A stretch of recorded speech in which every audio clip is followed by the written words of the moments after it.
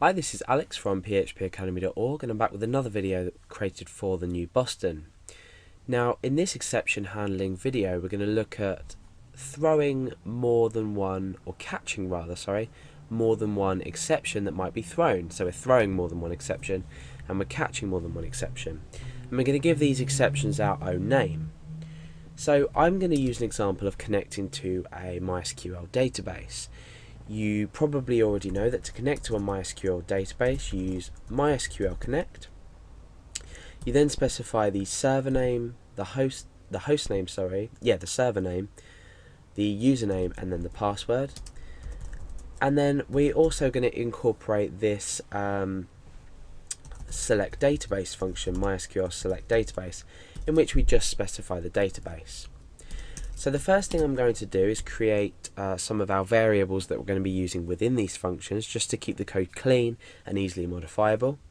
So the MySQL server, in my case, is localhost. The MySQL user, I'm going to say host actually, it's a bit easier. So host is localhost, the user is root, and the password in my case is unspecified. I don't actually have a password linked to this root account. So now I can specify the database, so MySQL DB, and that is equal to a_database. This database does exist within my table.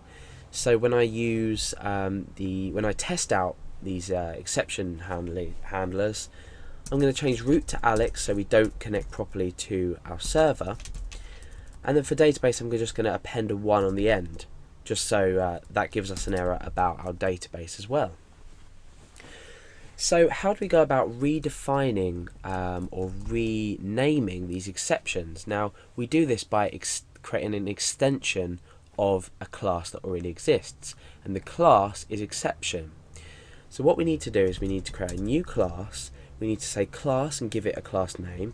So for the database exception, I'm going to call it database exception with just a capital D and a capital E, and this is going to extend, so we use the extend keyword, exception, and then we just put two brackets there. We don't need to specify anything in here at all. So what we're doing is we're taking exception and we're extending this into our own class called database exception. So we're basically taking everything from exception and using that in our own class called database exception. And I'm going to copy and paste this code down. In fact, we'll write it out again. So I'm going to say class server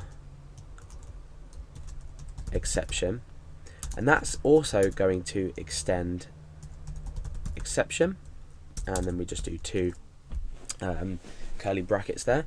So I'll put this one at the top because we're going to be connecting our database first, then we're going to be our server first, then we're going to select our database. So let's set up our try and catch block,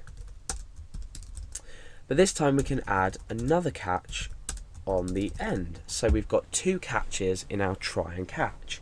So what do we put inside each of these? Well, we just say exception. No, we don't. We say catch server extension, and we'll call this EX. And then we exception, and then we say catch database exception EX as well. And in here we can echo out error messages specific to each exception thrown. So what we can now do with this server exception and database exception, is we can throw these inside our block.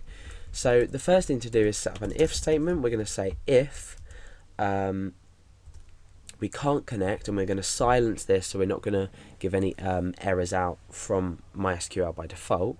So MySQL connect, and we put in our MySQL host, our MySQL user, and our MySQL password.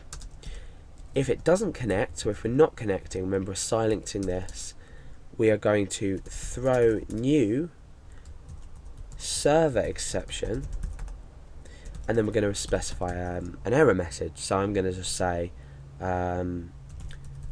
could not connect to server. Now we can say else if, and we can say not, and again we're silencing this, MySQL select DB, and again we're connecting to MySQL DB, which we've already specified up here. And if that returns true, so if it's not, if we can't connect, then this will return true. We need to throw a new database exception. Okay, so remember we're catching our server extension and database exception, and for that we're going to specify the message. In fact, we could probably, we'll say could not connect to database, or could not select database.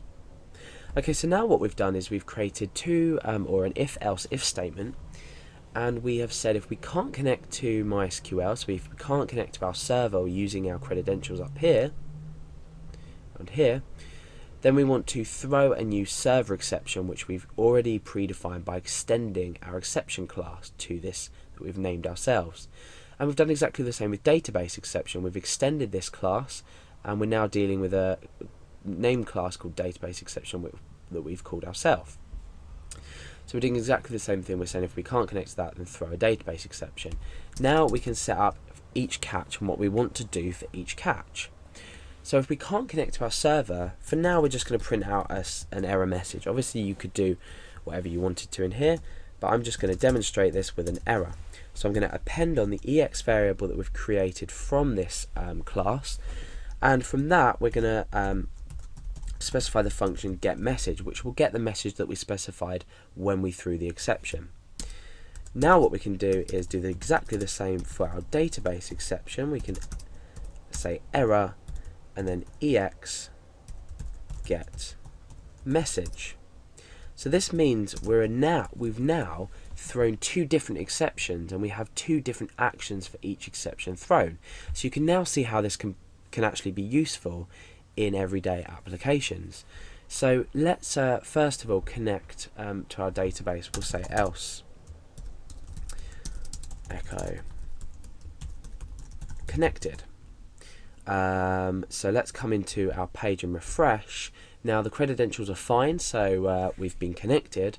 Now let's play around with changing them. So let's change root to Alex, and what this should do is we should throw a new server exception, and we should have the error message could not connect to server. So let's refresh. Error could not connect to server. So that's successful. We've successfully thrown this error.